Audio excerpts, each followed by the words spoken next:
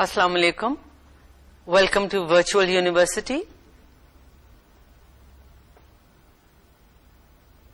In earlier lessons, we've been exploring ways of writing more effective sentences.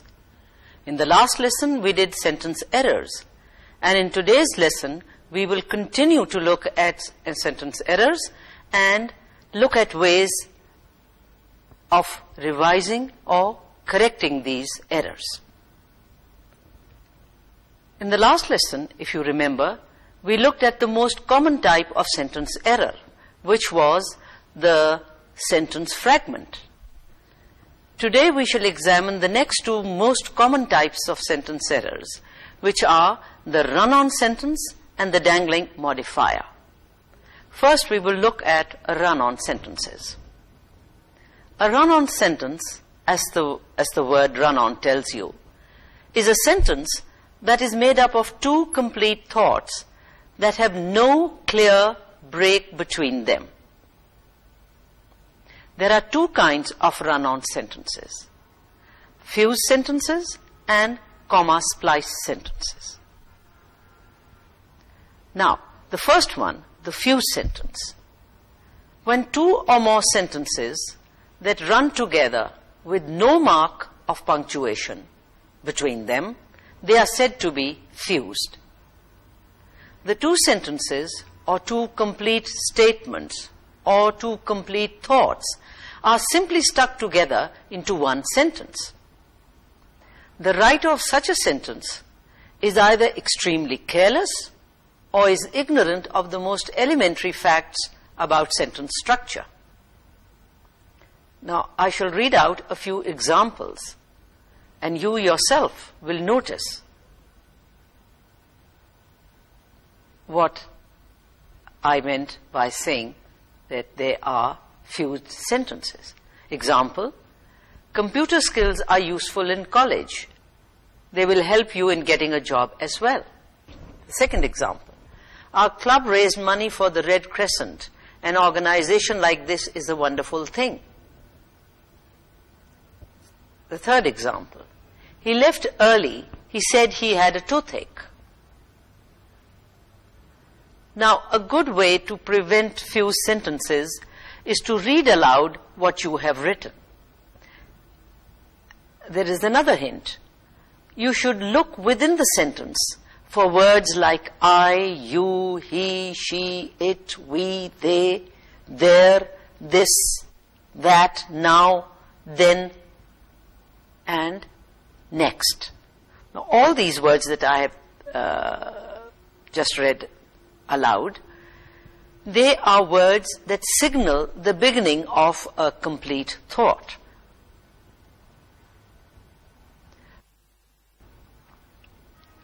The second type of sentence error results from an attempt to use a comma to join two complete thoughts. In other words, two complete thoughts are incorrectly joined or spliced together with only a comma. Example, I'll give you three examples. The first example, listen to this sentence: Saad is always nervous about tests, comma, his grades are usually the best in the class. That is an example of a comma splice, a sentence that is a comma splice. Number two, she saved money by stitching her own clothes. Moreover, she enjoyed designing them. Number three, four of us were in the taxi. I was looking out the rear window when the cyclist whizzed past us. Now, we will quickly go through an exercise which is a practice exercise, so that you learn to recognize fused sentences and comma splice sentences. You look at the sentence and mark the place between the two complete thoughts with a slash. Look at the sentence and you will notice that each sentence is made up of two complete thoughts, where one thought ends and the second thought begins just mark the place. You can mark it with a slash, or with a bracket, or with a dash. And then say what type of sentence it is. Is it a sentence that is fused, or is it a sentence that is a comma splice? Use the letter F for fused and the initial CS for comma splice. The first two sentences, I'll give you examples, and these sentences have been done for you. Example, the room is locked, no one has a key. Notice that there are two complete thoughts. The first is, the room is locked. The second thought is, no one has a key. Right? And you know where to put the mark. The mark is between the word locked and the word no. And it is a fused sentence. The second example, the wall is covered with ivy, a stone path leads to the wall. And you notice there's a comma over there. And it is an example of a comma splice sentence. Now the next 5 sentences have not been done for you. Look at the sentences and just identify the place where the first thought and the second thought, the first thought ends and the second thought begins. The first one, Raheel likes to cook. His wife taught him how. Now that is, what kind of a sentence is it? Is it a run-on sentence, or is it a comma splice sentence? If you look carefully, it's a run-on sentence. Raheel likes to cook, his wife taught him how. The second sentence, the bell rang, the wrestlers returned to the ring. If you notice carefully, two complete thoughts. The bell rang, one thought. The other one, the wrestlers returned to the ring. And that is an example of a comma splice. Sentence number 3. The trunk is in the basement. It has a handle missing. The first complete thought is, the trunk is in the basement. And you should put the mark after the word basement. That sentence is an example of a comma splice. Sentence number 4. The waiters served soft drinks to the children. They offered coffee to the adults. That is a run-on sentence. And the break is between the words children and they. The first complete thought is, the waiters served soft drinks to the children. They offered coffee to the adults is the second complete thought. And they've been just put together without any mark, punctuation mark. Sentence number 5. It rained during our trip to Murray. We played cards and told stories. That sentence, again, is an example of a comma splice. Now, how would you correct sentences that are fused? There are 3 ways of correcting a fused sentence. The first rule is that you divide the fused sentence into 2 sentences. Divide the one sentence that you have and you think it's a fused sentence. The best thing is divide it into 2. Example, the lake is calm today. It looks like a blue mirror. Now that is a fused sentence. You can use the first rule, divide it into 2. Make 2 sentences out of that one sentence. The lake is calm today. Full stop. That is one complete thought. The second sentence is, it looks like a blue mirror. This is a very common error with students. They just forget to put the punctuation mark. That was the first rule. The second rule is, that you put a comma and an appropriate joining word between the two complete thoughts. Rule number 2 is that you put a comma and an appropriate joining word between the two complete thoughts or sentences. And these joining words are words like and, but, or so. Rule number 2 is that you put a comma between the two complete thoughts and you put an appropriate joining word between the two thoughts. Example, and you had this before, computer skills are useful in college, they will help you in getting a job as well. Now that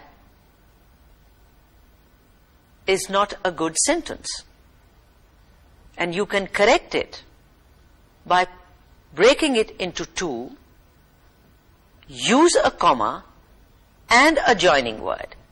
So you write, computer skills are useful in college, comma, and they will help you in getting a good job as well. Right? So you used the joining word and. Take another example. Yuhanna, and you know who I'm referring to, Yusuf Yuhanna, the Pakistan's ace batsman. Yuhanna has a pulled muscle. He won't play any cricket this season, God forbid.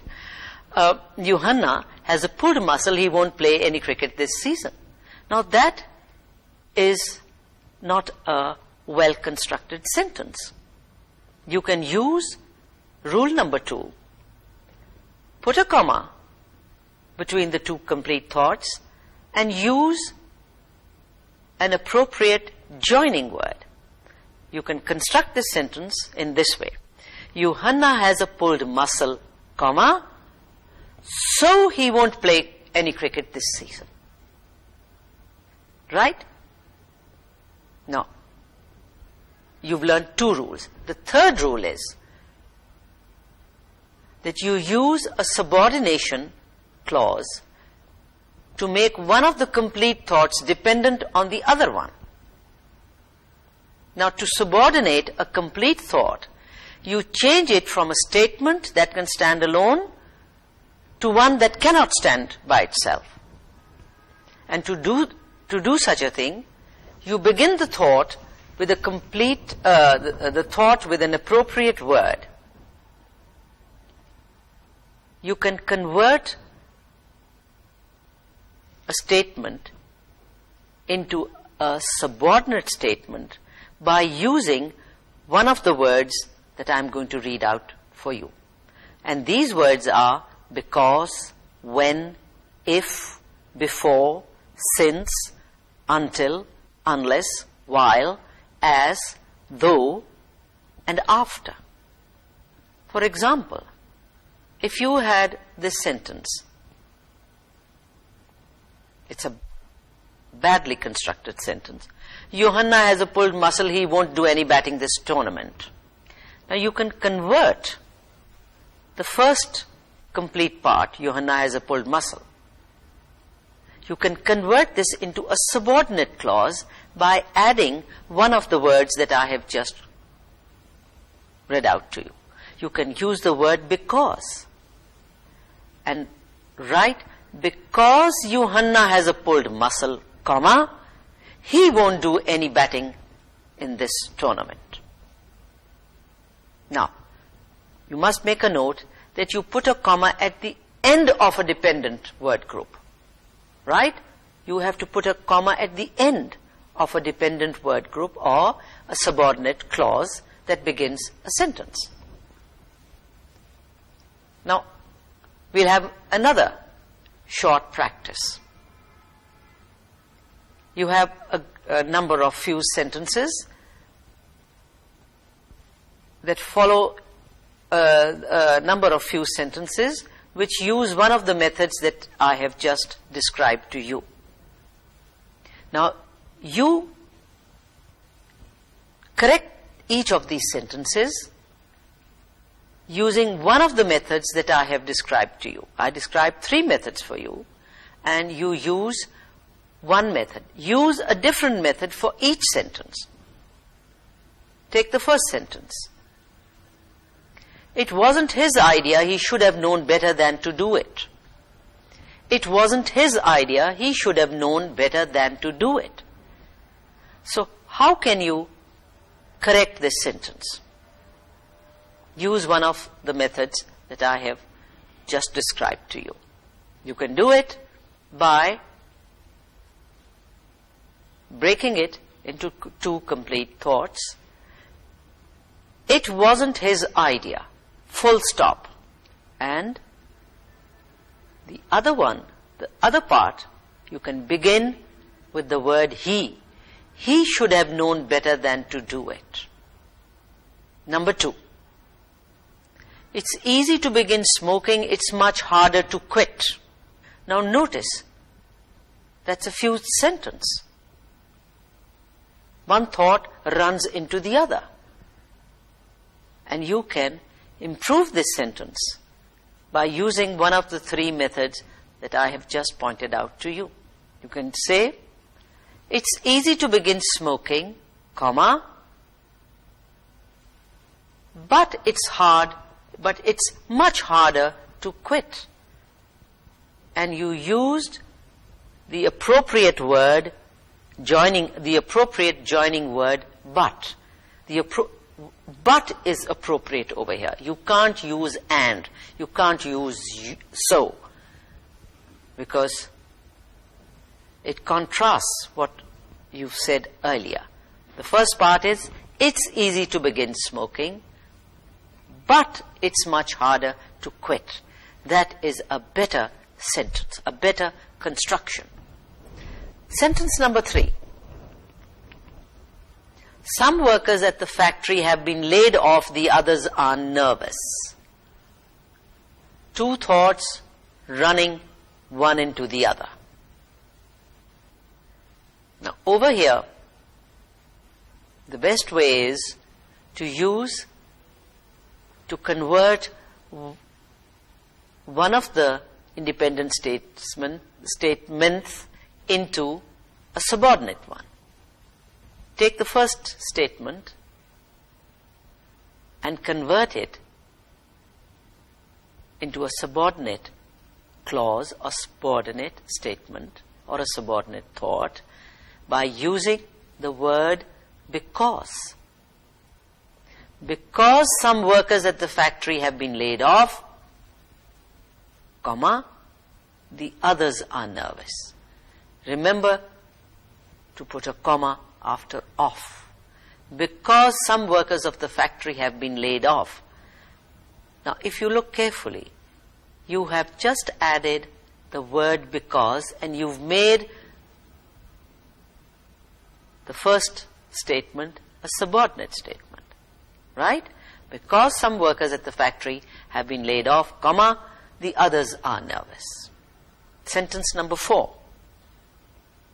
The room looked wonderful. The carpets had just been vacuumed. The room looked wonderful. The carpets had just been vacuumed.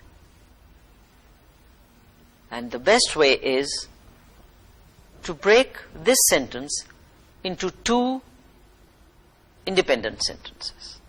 Your thoughts will be very clear. The first part, the room looked wonderful, full stop. The carpets had just been vacuumed, right? Make it into another sentence. Sentence number 5. The fish was served with its head still on. I lost my appetite. Now what do you do in such a situation?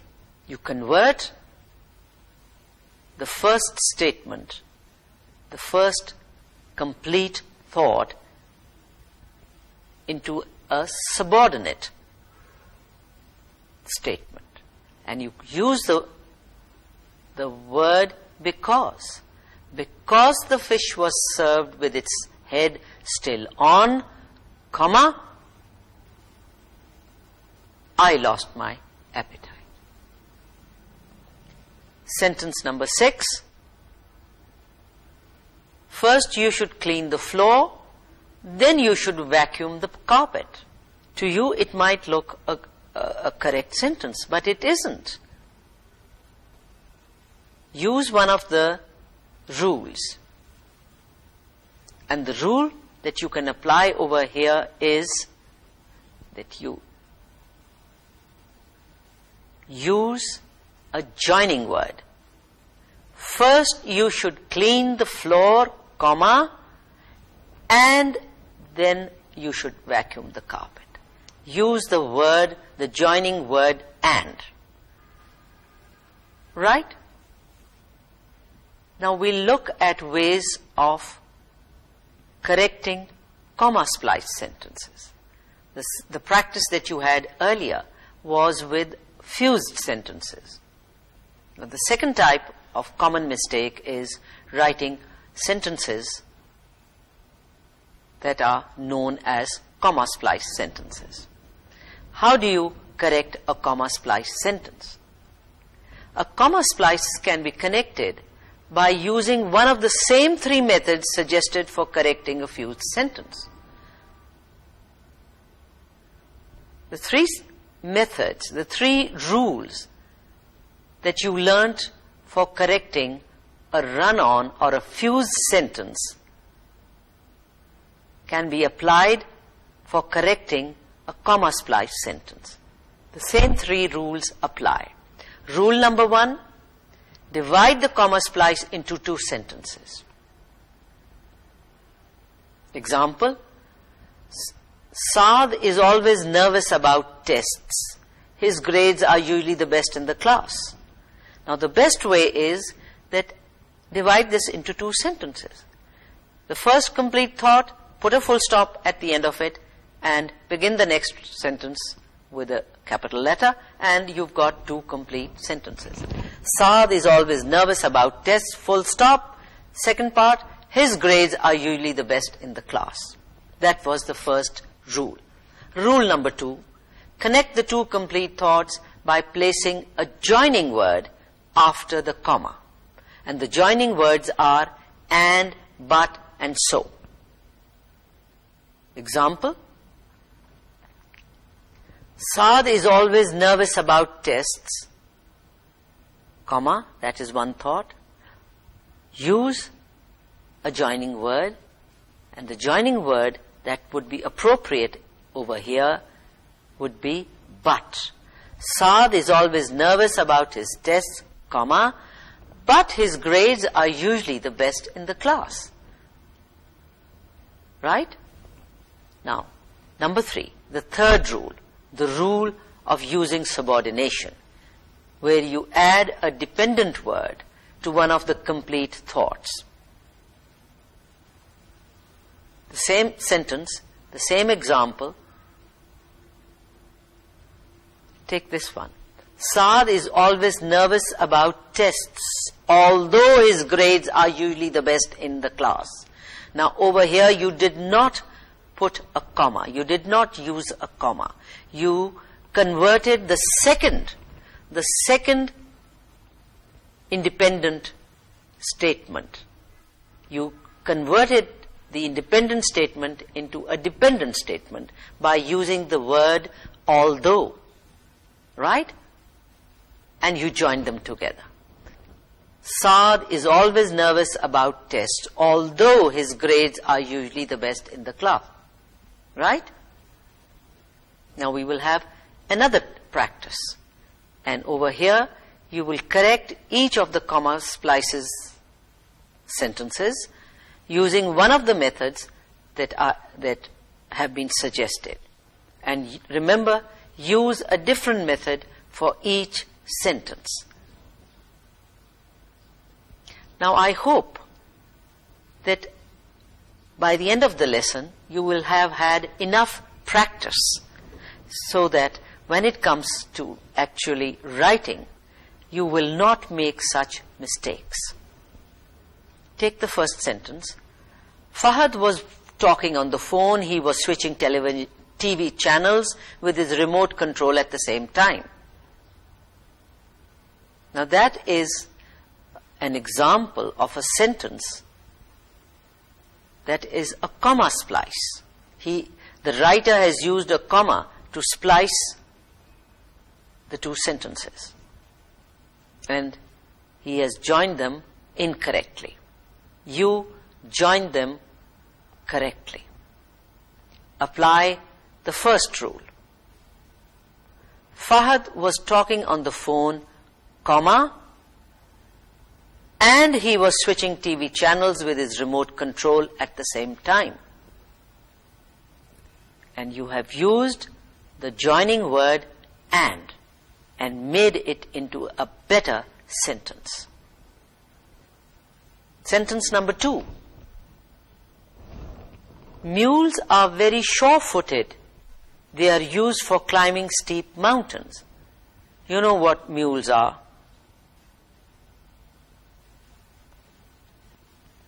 Well, you know what a horse is and what a donkey is.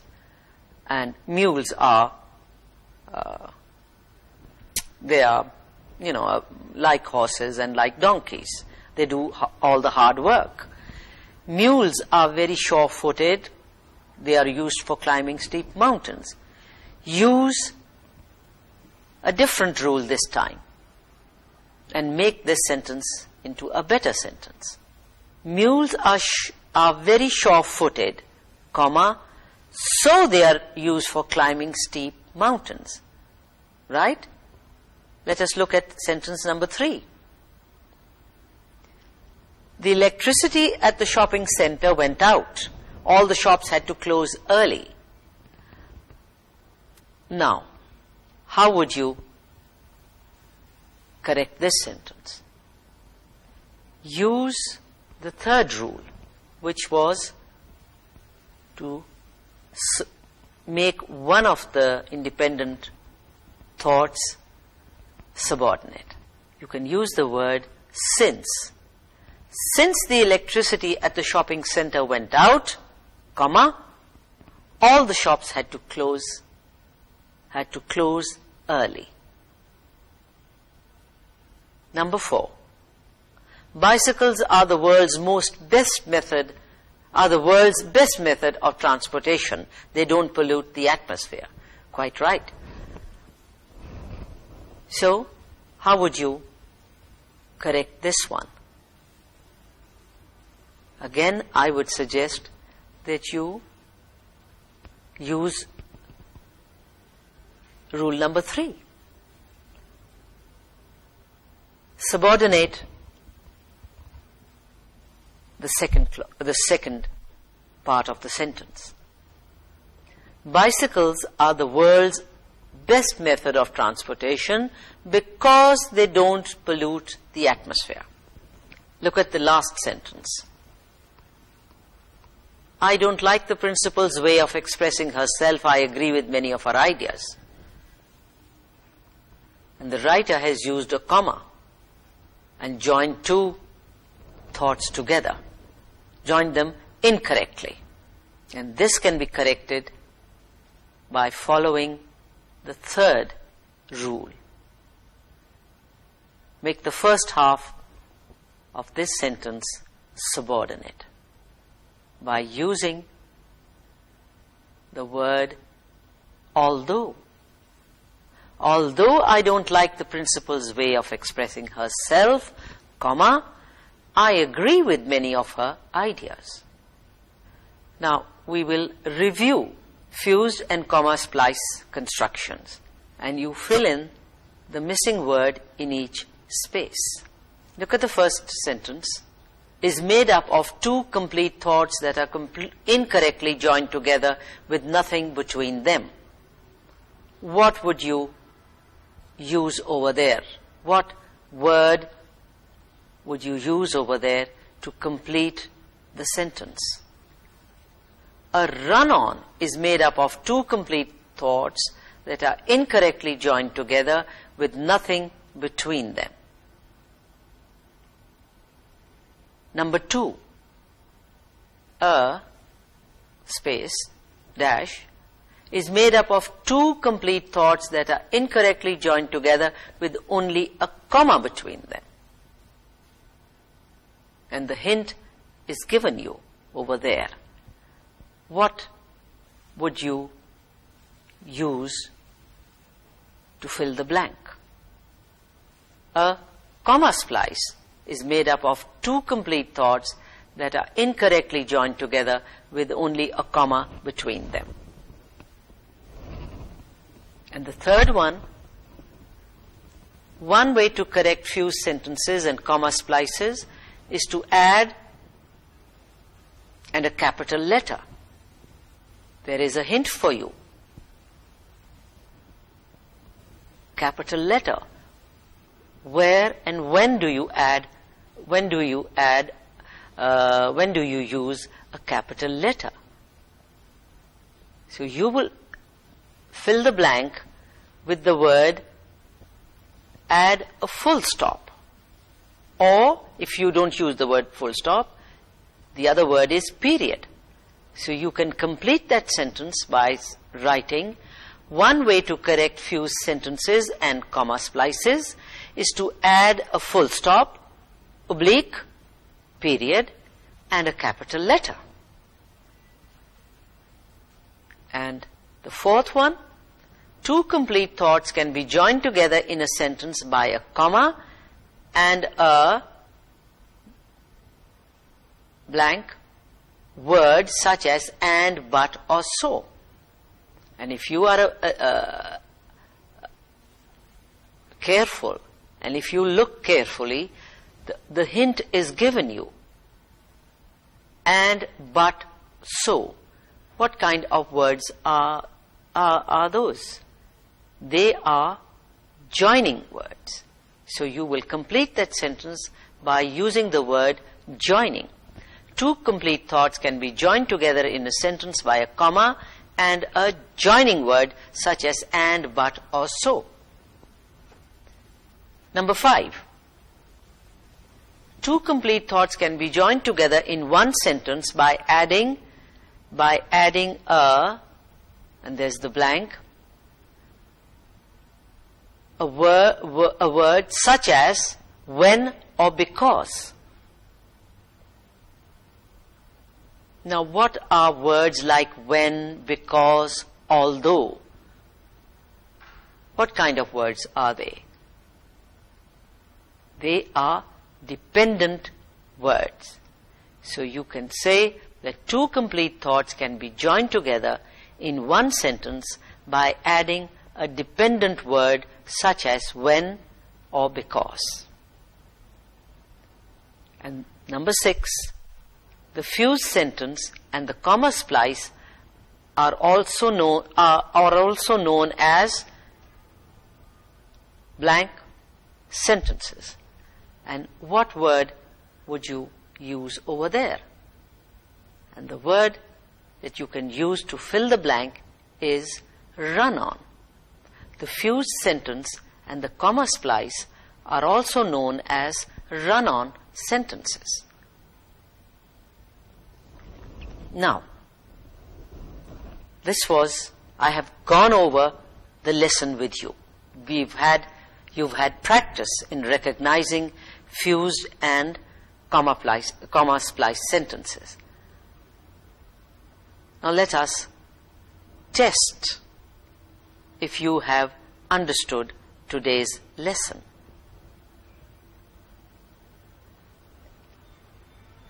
There are a couple of sentences, and you rewrite them using the methods that you have learned today.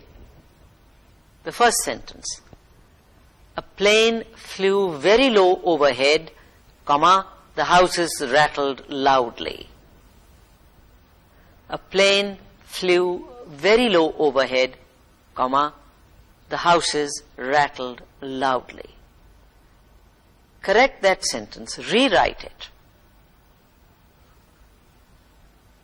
Use one of the methods that you have learnt. Very simple. I hope you used the joining word. A plane flew very low overhead, comma, and the houses rattled loudly. Number 2, garlic may smell bad. It tastes delicious. It has other good qualities as well. Garlic can help lower cholesterol. It is also supposed to keep away disease. Now notice in that sentence, it is not a single sentence. It's made up of 2, 3 sentences. Look at that sentence again. 1, 2, 3 sentences. And you correct it. Make it into 3 sentences. It should be constructed in the way that you have learnt. Use the method or methods that you have learnt in today's lesson. Garlic may smell, comma, but it tastes delicious. That's sentence number 1. It has other good qualities as well, full stop. There is no need to change anything over there. Take the next one. Garlic can help lower cholesterol, comma, and it is also supposed to keep away disease. Now, if you look back at the given sentence, notice the first part, garlic may smell bad, it tastes delicious. That is the part that needs improvement. Garlic may smell bad, but it tastes delicious. The second one is correct. It has other good qualities as well. There is no need to change anything. Look at the last part. Garlic can help lower cholesterol, and it is also supposed to keep away disease. Look at the third example. Read it carefully. It's composed of 1, 2, 3 sentences, fairly long sentences. You must have noticed that the first was 1 sentence. Now we are moving into longer passages. Students find it easy to correct single sentences, but when they come to longer passages of 3 or 4 sentences, they get stuck. And this is practice for you. My psychology final exam is next week, comma, I am very worried about passing it, full stop. Because I was sick at the start of the term, comma, I never completed the prescribed reading, full stop. For the past month I've been working in the evening, comma, it's hard to find time to study, comma, I will ask the teacher for extra help, it may be too late. Now notice that the sentence is not clear. One thought runs into the other. They just merge. And the reader has difficulty in following the train of thought. Use the methods that you have learned to correct it. You can correct it in this way. My psychology final exam is next week, full stop. That is 1 complete sentence. I am very worried about passing it. You broke that sentence into 2. And you started sentence number 2 with the capital I. I am very worried about passing it. Full stop. Sentence number 2, the second part is correct. Because I was sick at the start of the term, I never completed. You don't have to make any changes over there. And it's the next one, the next part. For the past month, I've been working in the evening, comma, so it's hard to find time to study. use the word so. And in the last one, convert it into a dependent clause. Use the word although. Although I will ask the teacher for extra help, comma, it may be too late.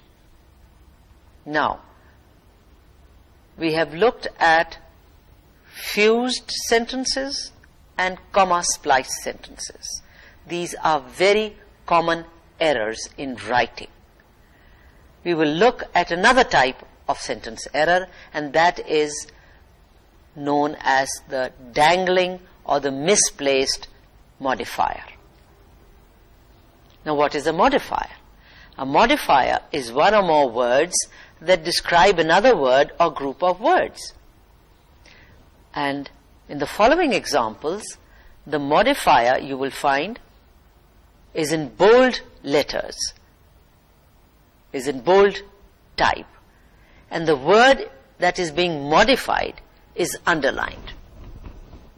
The woman with gold-rimmed spectacles is my boss. The phrase with gold-rimmed spectacles is the modifier. It is modifying or describing or telling you something more about woman. The word woman is being modified. Right? The word woman is modified by the phrase with gold spectacles. Right? Number 2. My neighbor has a spaniel with one ear missing. A spaniel is a dog. My neighbor has a spaniel with one ear missing. Now, the with one ear missing is the modifier. What is it modifying? What is it describing? Is it describing the neighbor or the spaniel? And it is the word spaniel. The spaniel has one ear missing. Right? Number 3. I have nearly 1,000 stamps. I have nearly 1,000 stamps. And the word nearly is modified by the phrase 1,000. Now, I hope you've understood what a modifier is. Now, we are going to talk about a misplaced modifier, a modifier that is incorrectly separated from the word or words that it describes. And this is a very common mistake. Students, when they are writing, they put the modifier away from the word it is modifying. The misplaced modifier seems to describe words that the writer did not intend it to describe. When modifiers are misplaced, the reader may misunderstand the sentence. Look at this example. My brother bought a used car from a local dealer with a leaking pipe. Another example, the sparrow built a nest at the back of our house of grass and twigs. Number 3, Anjum Nisar almost sneezed 20 times last night. Now, in all these examples, the modifier is placed in the wrong position. Generally, the solution is to place the modifier as close as possible to the word or words it describes. Now, in the first sentence, the modifier with a leaking pipe is misplaced. It unintentionally conveys the meaning that the local car dealer has a leaking pipe. Now, it's not the car dealer that has a leaking pipe, but it's the car, not the dealer. It gives a totally different meaning to the sentence. Now, to avoid such a meaning, place the modifier next to the word that it is describing. Example, look at that example again. In that example, it is the word car. So the phrase with a leaking pipe should be placed next to the word car. And in the second sentence, the words of grass and twigs are misplaced because they are near the word house. One would think that it was our house that was made of grass and twigs, while actually it is the nest that was made of grass and twigs. The reader must think that the house is made of grass. Now, to avoid this meaning, place the modifier next to the word that it describes. That is the word nest. Look at sentence number 3. Because the word almost is misplaced, the readers might think Anjum almost sneezed 20 times. But in fact, he didn't sneeze at all. And that is not what is intended.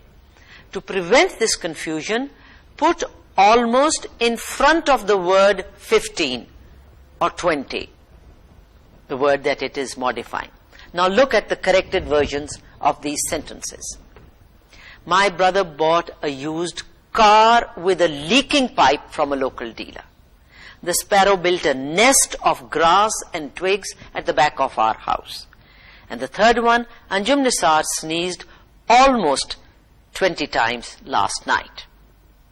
Now, we'll have another practice where you identify the misplaced words and you rewrite these sentences, placing the modifier where it will make the meaning clear. Number 1, I'm returning the jacket to the store that is too small. Now, that sentence conveys the idea that it is the store that is too small. So you rewrite this sentence by putting the modifier next to the word jacket. Sentence number 2, the couple looked at 30 sofas shopping on Saturday. That sentence conveys the idea that it was the sofas that was shopping. So correct it by writing, shopping on Saturday, the couple looked at 30 sofas. Same, number 3, the woman tore open the parcel she had just received with her fingernails. Now, correct that. The woman tore with her fingernails the parcel she had received. Number 4, the bracelet on Aisha's arm made of silver belongs to her mother. The sentence conveys the idea that it is Aisha's arm that is made of silver. That it is actually the bracelet that is made of silver. The bracelet made of silver on Aisha's arm belongs to her mother. And number 5, take this jar to Uncle Aman's home, which he lent to me. Take this jar, which Uncle Aman lent to me, to his home, to his house. You looked at misplaced modifiers. Now we are going to look at dangling modifiers. Look at this example. Staring dreamily into space, the instructor's loud voice startled me. Now the modifier over here, staring dreamily into space, is followed by the instructor's loud voice, which gives the impression that the instructor's voice was staring into space. So here the modifier is dangling. So you can correct this by saying, staring dreamily into space, comma, I was startled by the instructor's loud voice. Or you can write, as I was staring dreamily into space, the instructor's loud voice startled me. Now, you can correct a dangling modifier in 2 ways. Either you place the subject directly after the opening word group, staring dreamily into space, or you can add a subject and a verb to the opening word. Example, as I was staring dreamily into space. Now, in today's lesson, we looked at common errors that students make in writing sentences. And these were the fused, comma splice sentences, and the misplaced and the dangling modifier. I hope you will not fall into these bad habits. You will try to write good sentences. Allah Hafiz. See you next time.